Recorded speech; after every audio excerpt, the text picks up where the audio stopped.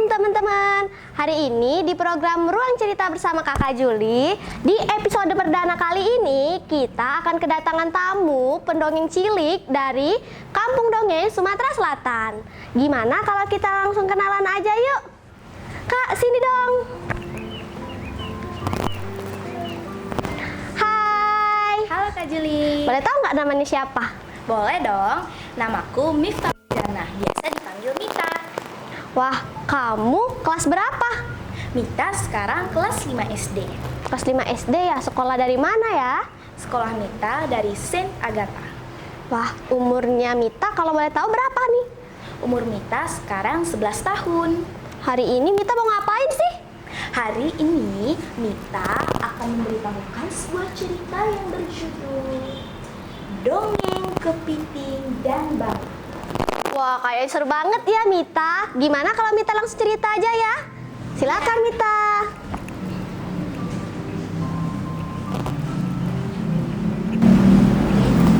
Halo teman-teman semua, namaku Mita. Hari ini Mita akan menceritakan sebuah dongeng yang berjudul Kepiting dan Bangau. Kita langsung mulai aja yuk ceritanya.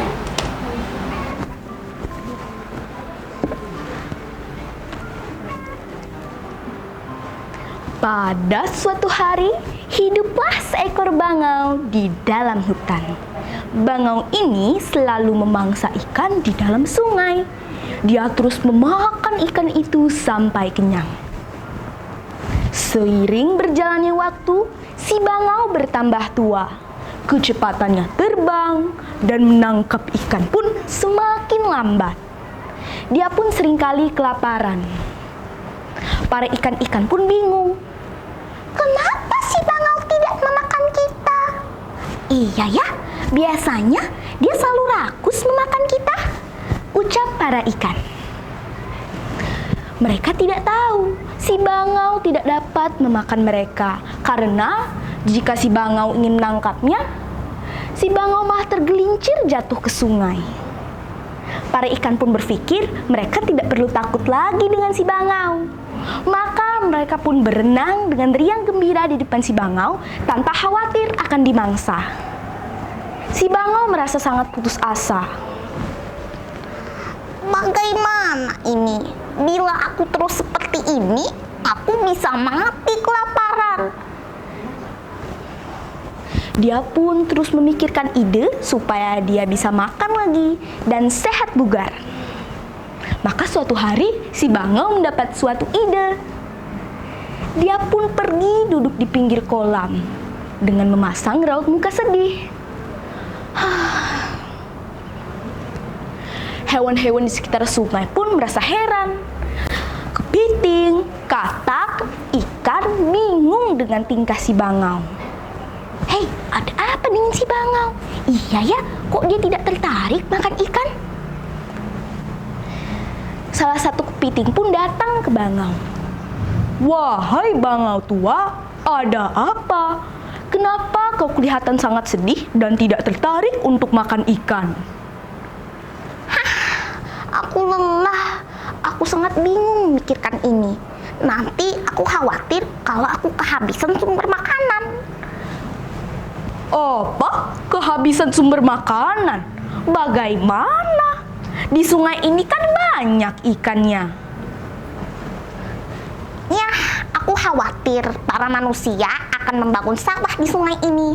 Sungai ini nantinya akan diisi tanah, sehingga para ikan pun mati bila tinggal di sini, ucap si bangau. Si kepiting yang sangat terkejut pun memberitahu seluruh teman-temannya tentang informasi ini. Para hewan pun mulai panik. Bagaimana ini? Apa kita akan mati di sungai ini? Aduh, bagaimana ya? Si bangau pun merasa mendapat keuntungan dengan kepanikan ini. Maka dia pun berkata dengan hewan-hewan di sungai. Wahai teman-temanku, kemarin aku melihat sungai di seberang gunung sana. Bagaimana kalau aku membawa kalian sedikit demi sedikit ke sana, agar kalian tidak mati di sungai ini? Bagaimana? Kalian mau ikut denganku tidak? Hewan-hewan di sungai pun berpikir, jika mereka tetap tinggal di sungai, mereka bisa mati. Tapi kalau mereka ikut bangau, ada kemungkinan mereka dilahap di tengah jalan. Para hewan di sungai pun berkata, "Baiklah, bangau, kami akan ikut denganmu. Tolong bawa kami ke sungai yang kau katakan itu." "Baiklah, percayakan saja padaku. Tetapi karena aku sudah tua, aku hanya bisa membawa kalian sedikit demi sedikit dan terbang dengan lambat." Para hewan di sungai pun menyetujui permintaan bangau. Keesokan harinya, si bangau membawa beberapa ikan di paruhnya dan terbang. Tetapi di tengah jalan, dia berhenti di salah satu bukit dan melahap seluruh ikan-ikan yang dibawanya. Ikan ini sangat lezat," ucap bangau. "Aku bisa kembali sehat bugar jika terus memakan ikan ini," ucap bangau. Keesokan harinya, dia juga terus memakan ikan yang dibawanya. Berhari-hari kemudian, si kepiting meminta bangau untuk membawanya ke sungai yang dikatakan bangau. "Naiklah, kepiting, aku akan membawamu. Ayo, cepat naik ke paruhku." Tetapi si kepiting menolak. Dia memilih untuk duduk di leher bangau daripada di paruhnya.